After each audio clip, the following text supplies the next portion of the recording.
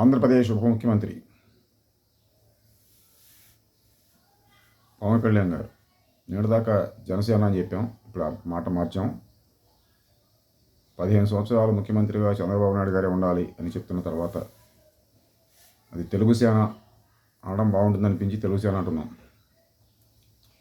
తెలుగు సేన అధ్యక్షులు పవన్ కళ్యాణ్ గారు 15 సంవత్సరాల పాటు ముఖ్యమంత్రిగా చంద్రబాబు ఎందుకు ఉండాలని కోరుకుంటున్నాను అంటే, ఆయన ఆర్థిక వ్యవస్థను స్థిరంగా ఉంచగలడు, కాపాడగలడు. ఆ ఆర్థిక వ్యవస్థ స్థిరత్వం కోసం అలా నేను కోరుకుంటున్నానని చెప్పారు ఒక ఉపన్యాసంలో.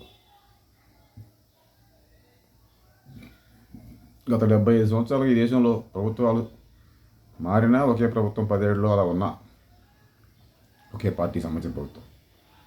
పేదరికం మాత్రం స్థిరంగా ఉంది, నిరుద్యోగం స్థిరంగా ఉంది, అది పరిష్కారం కాలేదు. ఆర్థిక అసమానతలు స్థిరంగా ఉన్నాయి, సాంఘిక అసమానతలు స్థిరంగా ఉన్నాయి. అత్యాచారాలు జరగడం స్థిరంగానే ఉంది, హత్యలు జరగడం స్థిరంగానే ఉంది.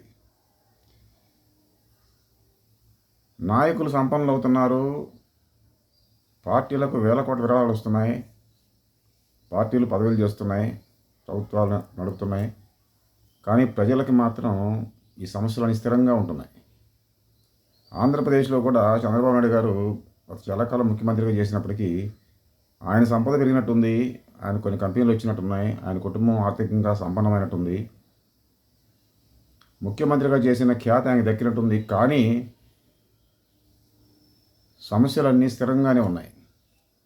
మరొక 15 ఏళ్ళు స్థిరంగా మీరు ఉంటే ఉన్నారులే కానీ, పవన్ కళ్యాణ్ గారు చంద్రబాబు గారిని మీరు ఉంచితే ఉంచారులే కానీ, ఈ సమస్యలు మొత్తం కూడా స్థిరంగానే ఉంచుతారా? సమస్యలు పరిష్కారం చేస్తారా? అది చెప్పండి ప్లీజ్. తెలుగు సేన అధ్యక్షులు పవన్ కళ్యాణ్ గారికి ప్రశ్న. మరో 15 ఏళ్ళు మీరు చంద్రబాబు నాయుడు గారిని ముఖ్యమంత్రిగా ఉంచితే ఉంచండి, మాకు అభ్యంతరం లేదు, ఎవరుంటే మాకేంటి అక్కడ. కానీ సమస్యలు పరిష్కారం అవుతాయా? సమస్యలన్నీ 15 ఏళ్ళు స్థిరంగానే ఉంటాయా? అది చెప్పండి సార్. కమ్యూనిస్ట్ ఇండియా ఎవరు తెలియను, కమ్యూనిస్ట్ విప్లవం ఎవరు తెలియను.